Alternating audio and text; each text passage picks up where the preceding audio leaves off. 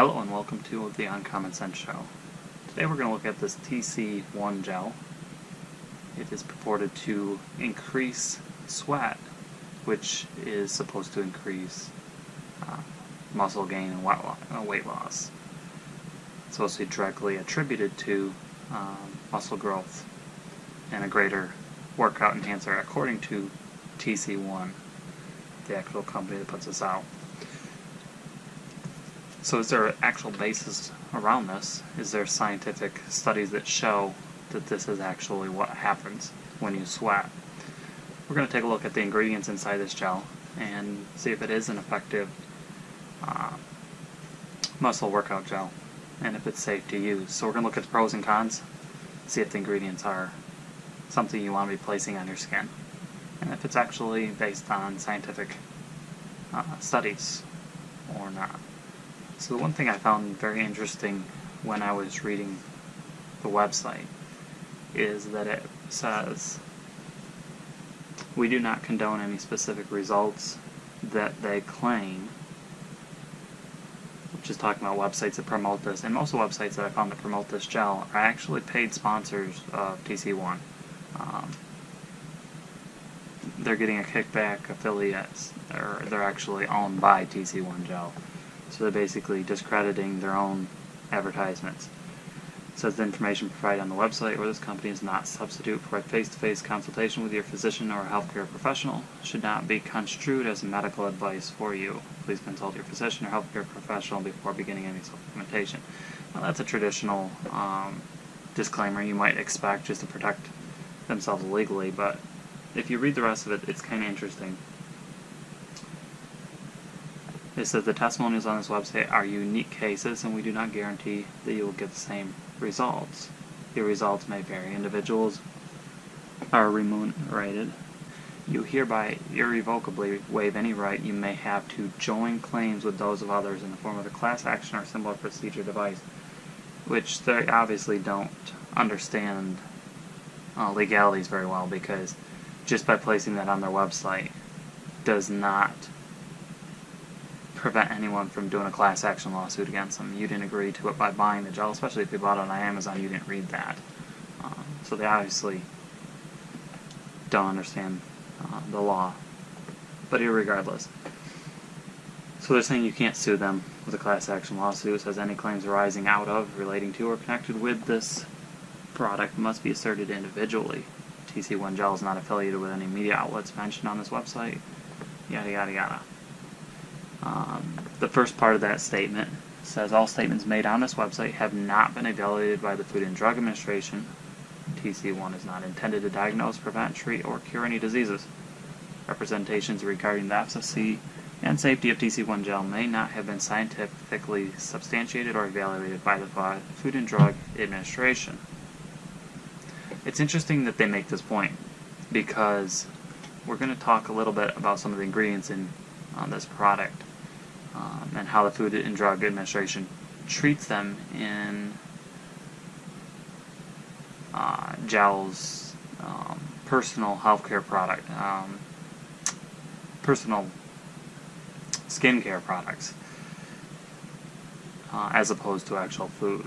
But it's interesting that they make it clear that they have not been scientifically substantiated, which means they haven't done any studies to prove that their gel is worth a hill of beans. Does that mean it's bad? No, it doesn't. We're going to actually look at it and see. But it's important to set that as a basis, that this company itself is admitting that they've done no studies to prove that their advertising sweat more, burn more actually is factual. So it's a marketing tag for sure. So let's go ahead and look at the ingredients. It's interesting to me that a lot of the places that actually sell this product are not listing the ingredients, which is kind of disturbing to me. Amazon doesn't have the ingredients, and when I'm finished with this video I intend to inform Amazon that they need to update that, because it is Amazon policy that all personal products of this nature do have to have ingredients. All healthcare products. So the ingredients are petrolatum, carnauba wax, coconut oil, capsaicin, which is cayenne, or taken from cayenne. It's the active, what makes the heat from a cayenne or other pepper. Jojoba oil, squalene oil, aloe vera oil, tocopherol, acetate, which is vitamin E, glycosinic acid, and fragrance.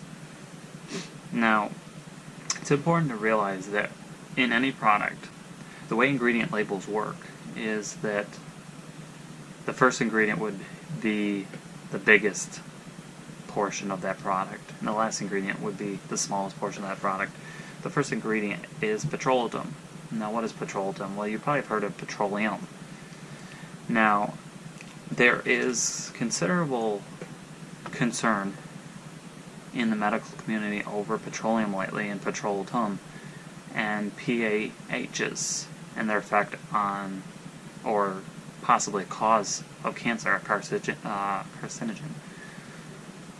There have been some studies which have shown there is a link, but those studies are based on the process that the petrolatum is actually produced.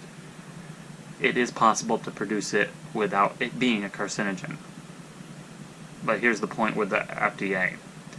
While the FDA regulates there can only be 10 parts per million in food, they do not regulate skincare products, personal care products such as TC1. So the manufacturer can basically place a petrolatum in this product that could theoretically be 100% carcinogenic, theoretically. And the FDA would not sue them. There would be no legal issues regarding that. If it was in a food, there would be issues. In this product, there would not. So that's a concern, because it takes money to actually produce a product where it is purified to the point where there is no risk of it being carcinogenic as far as petrolatum goes. So for them to do this on their own, and let me back up and say, had they actually done this, they would have put it on their website, because it would be a huge selling point for people who are concerned about carcinogens. So I'm going to state that, although I do not know that for a fact, I'm going to assume with a very high accuracy that petrolatum is probably carcinogenic, which is a huge issue considering it's the first ingredient. And I'm going to show some studies here. Actually, let me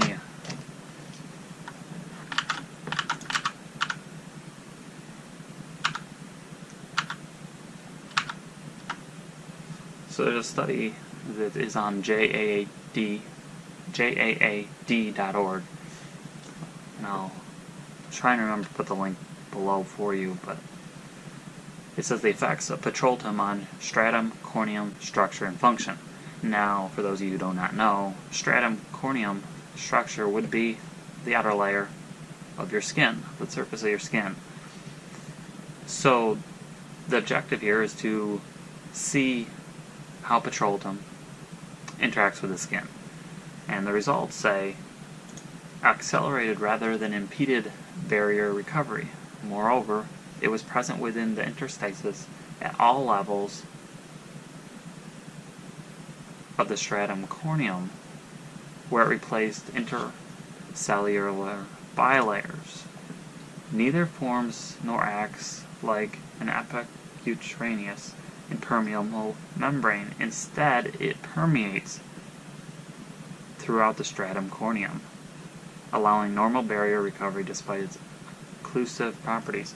Now, this is interesting to me, because it's basically saying that the petrolatum is actually permeating through your skin.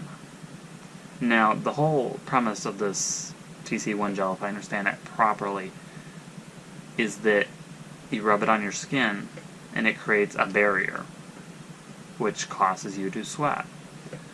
If it's actually permeating the skin, then we have an issue, because it's not creating a barrier that's causing you to sweat. It's actually permeating into your skin and becoming part of your body.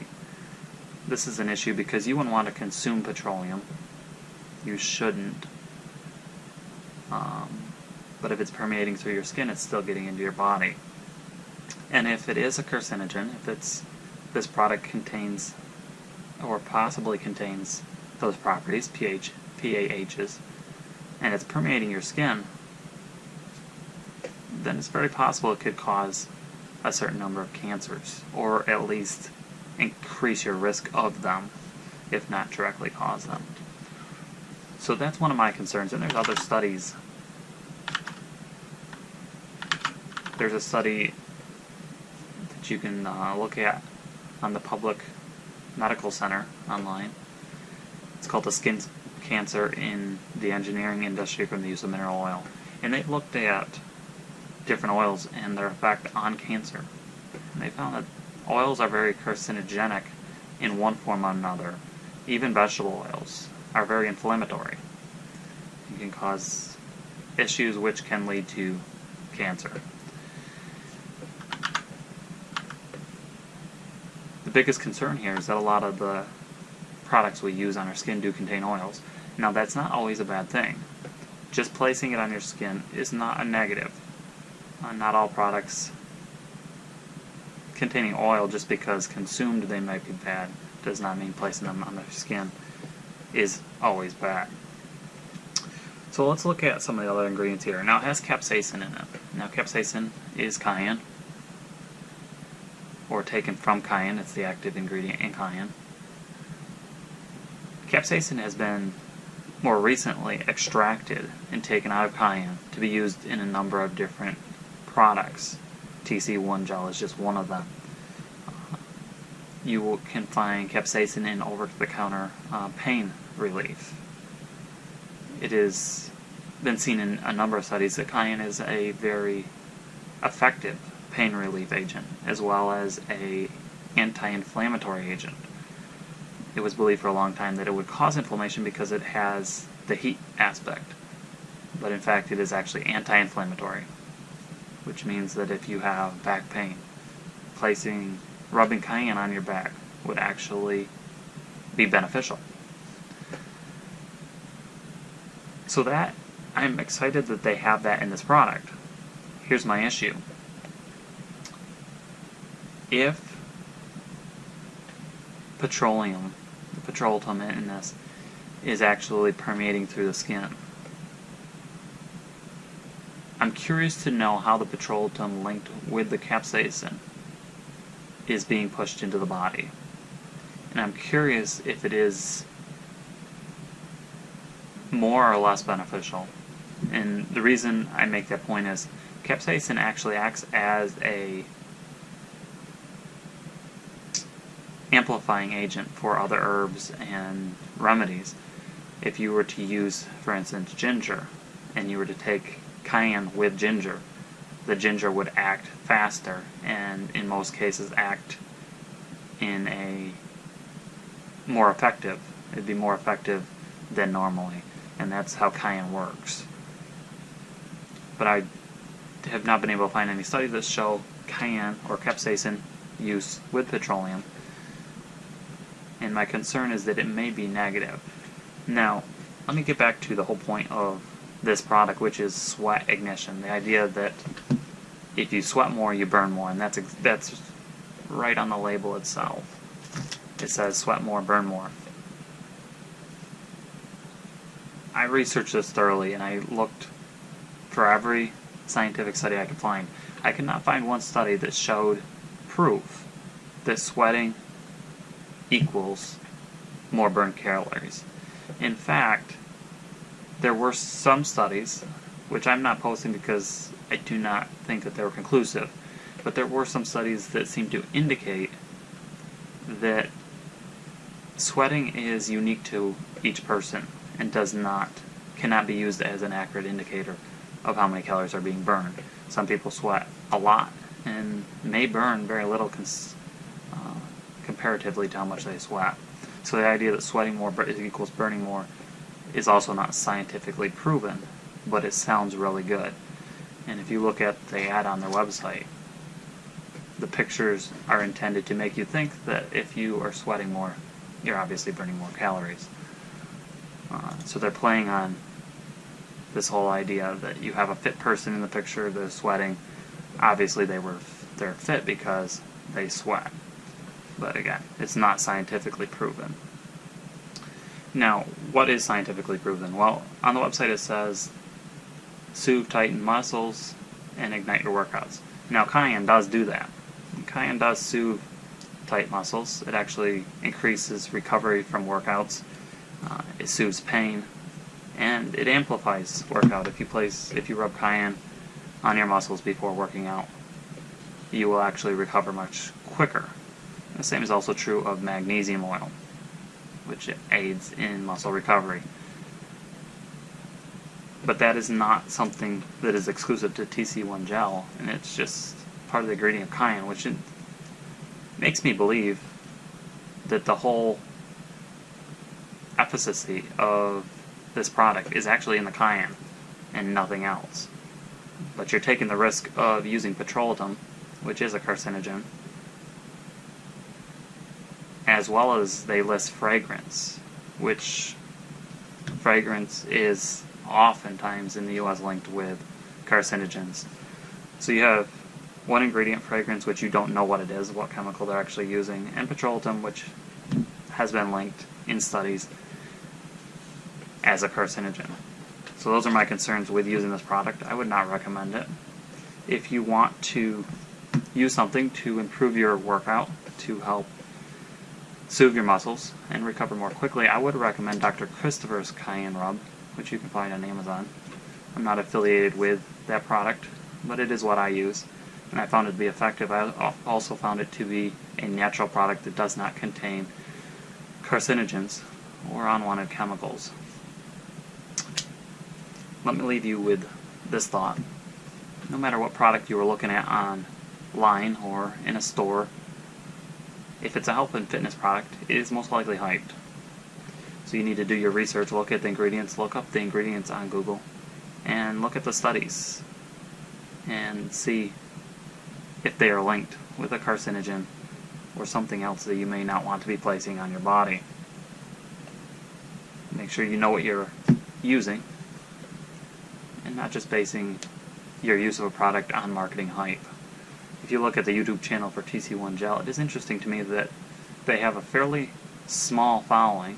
Last time I checked, about 50 subscribers, compared to a very huge following as far as how much is sold, which indicates this is a multi-level marketing or similar product that is pushed through very effective affiliate channels, but not based on scientific evidence or actual